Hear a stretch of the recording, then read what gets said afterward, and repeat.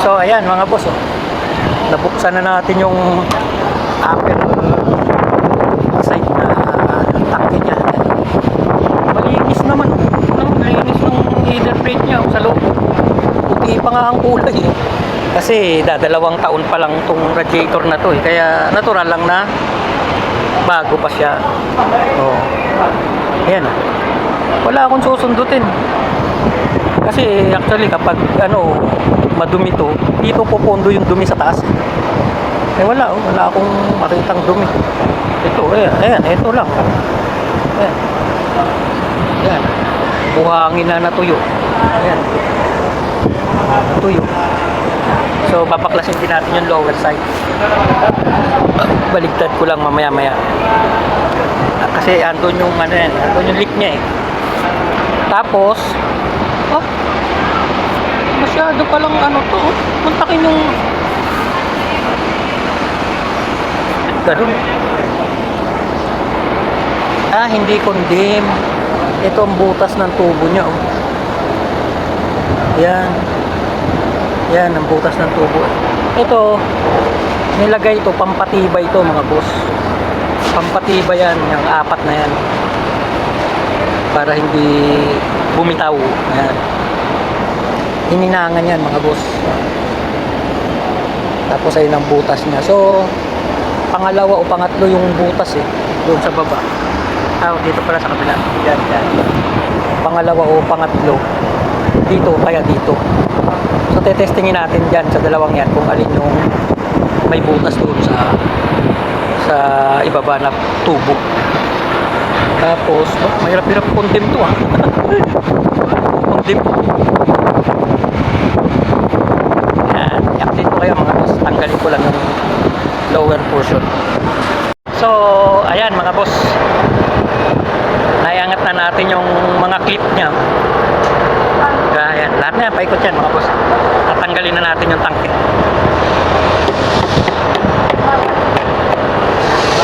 Yung pa, sumasabit.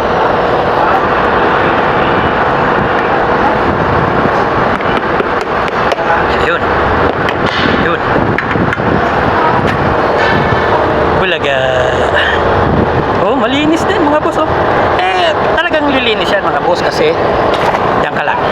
Kasi yung itaas nga malinis, eh. Ito pa kayang ibaba. Talagang ang problema lang niya is yung leak. Yan, yung butas na maliit. Yun ang gagawin natin mga boss. Ito. Yan. So dalawang tubo lang to, isa, dalawa. Either na ito, o kaya ito, o kaya ito, o kaya ito. So isa lang ang i-condemn natin. Halimbawa, ito yung may tama, ito lang i-condemn natin mga boss. Yan, at saka doon. Tapos ang buto-buto. Tapos iwawashing ko, tapos kakabit na uli natin yung tangke. But this time, ito namang parte na to ang gagawin nating upper tank. Yun naman ang lower tank. Kasi ayan, oh. So ayun yung sinasabi ko sa inyo, mga guhit-guhit, oh. Ayan, oh. Ayan, oh. Ayan, yan yung airways mga boss. Pag kumandar yung auxiliary pan dito, dyan manunuot yung hangin. Patagos agad doon. Kasutsuutan. Kaya madaling lumamig yung ulan at saka o kaya yung tubig. Baligtad yung kabit nila, eh. Ako naman, natutunan ko lang yan doon sa Hapon na pinanggalingan kong kumpanya. Radiator company rin yun.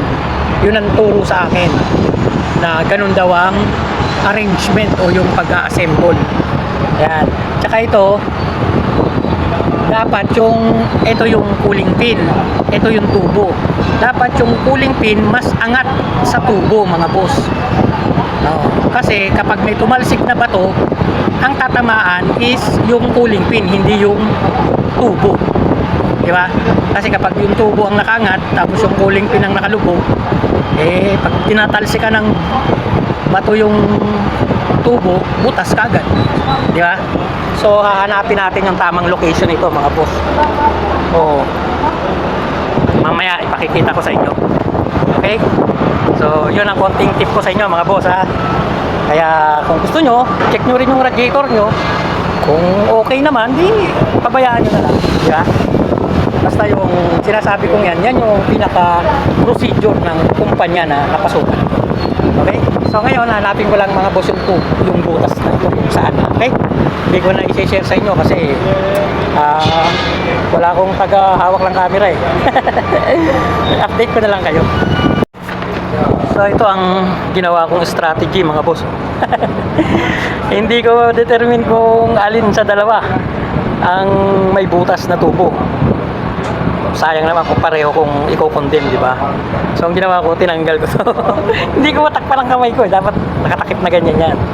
Yan, para malaman kung saan yung butas, kung saan yung may butas na tubo. Tapos hahangin na natin doon sa kabila. Okay, so yan, tinanggal ko. Wala namang problema dyan. So, yan, ang gagawin ko mga boss, testing ko. Take nung radiator ng Mercedes-Benz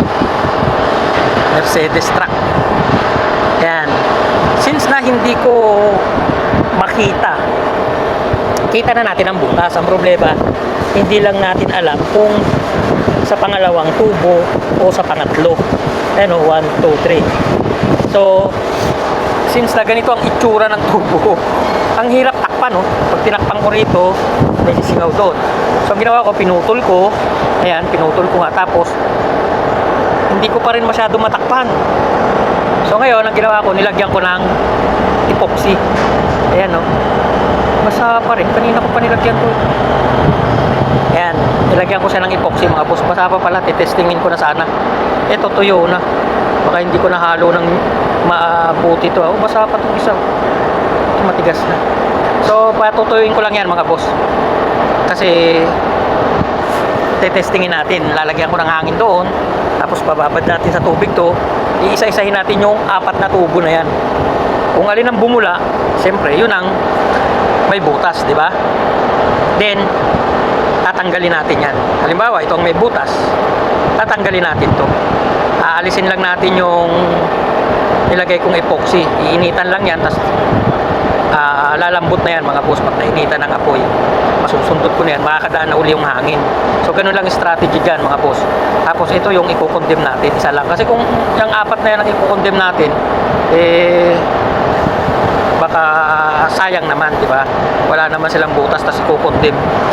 Kailangan talaga natin mahanap yung specific na tubo na may problema. Okay? So update ko kayo mga boss ha. Patitigasin ko lang itong isa.